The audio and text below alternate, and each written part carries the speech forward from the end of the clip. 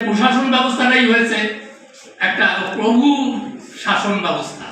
এই প্রভুর শাসন ব্যবস্থা চলে যে কথা একটু আগে নহিমহারা বলেছেন যে সংকট হচ্ছে, লেবার মাইগ্রেশন হয়।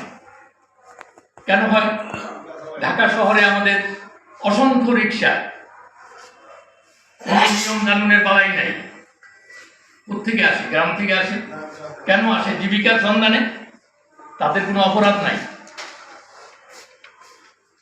এরা তো গ্রামেই ছিল। এবং যে হাওড়ে, বিশেষ করে আমি পত্রিকা থেকে যেটা বুঝলাম, সব থেকে বেশি ক্ষতিগ্রস্ত হয়েছে সুনামগঞ্জ, নেত্রকোনা এবং কিশোরগঞ্জ। এই তিনটে, অন্যগুলোও ক্ষতিগ্রস্ত হয়েছে, এই তিনটা সব থেকে বেশি ক্ষতিগ্রস্ত হয়েছে। তাহলে অন্যান্য জেলা, আশপাশের জেলা থেকে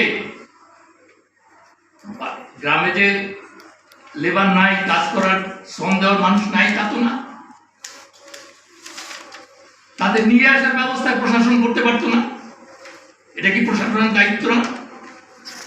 স্বাধীন দেশের প্রশাসন সে কি আদেশ নির্দেশ জারি করবে? কেন পরিবহন ব্যবস্থা করলো না?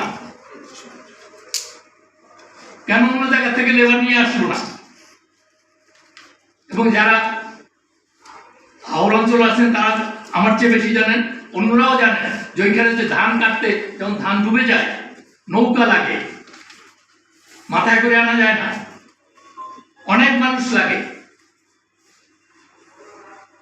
সেই নৌকার সাপোর্টটা সরকারের, আমি এইখানে কাশ্মীর রাজার লিখিত বক্তব্যে আছে সারা বছর ব্যাপী, কিন্তু আরো সুনির্দিষ্ট করে বলতে চাই যে ফসল কাটার সময় এই যে কৃষকরা অনেকে এটা বলবেন যে লেবারের দাম বেড়ে গেছে, যে লেবারের দাম ছিল 500 টাকা সেটা 1500 টাকা হয়ে গেছে। আমি তার মধ্যে দৌড় দেখি না, কোনো অন্যায় নাই। আমরা যখন জিনিস কিনতে যাই, যখন যে জিনিসের সাপ্লাই কম থাকে সেগুলোর দাম বেড়ে যায়, লেবারেরও সাপ্লাই কম থাকলে দাম বাড়বে। তাদের তো কোনো অপরাধ নাই। ওই 1500 টাকা দিয়েই লেবারকে খাটাতে হবে। এই বাড়তি টাকা কে দেবে? একজন দরিদ্র কৃষকের দেওয়ার সামর্থ্য নাই, সে কারণেও অনেকের ফসল নষ্ট হয়েছে। সে লেবার নিতে পারে নাই 1500 টাকায়, আমার কাছে খবর আছে। এইখানে যে ভর্তুকিটা, এটা সরকারকে দিতে হবে, সরকারকে দিতে হবে। আর্থিক ভর্তুকি এবং নৌকা, অন্যান্য লজিস্টিক্স, এবং বিভিন্ন জেলা থেকে ডিসি সাহেবদের আদেশ নির্দেশ না,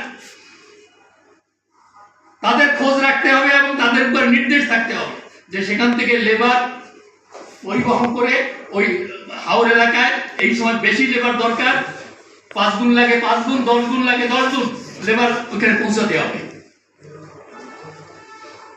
আমরা এইরকম প্রশাসন দেখতে চাই। আমরা মান্দাতা আমলের প্রশাসন অনেক দেখেছি। 55 বছর স্বাধীন হয়েছে দেশ।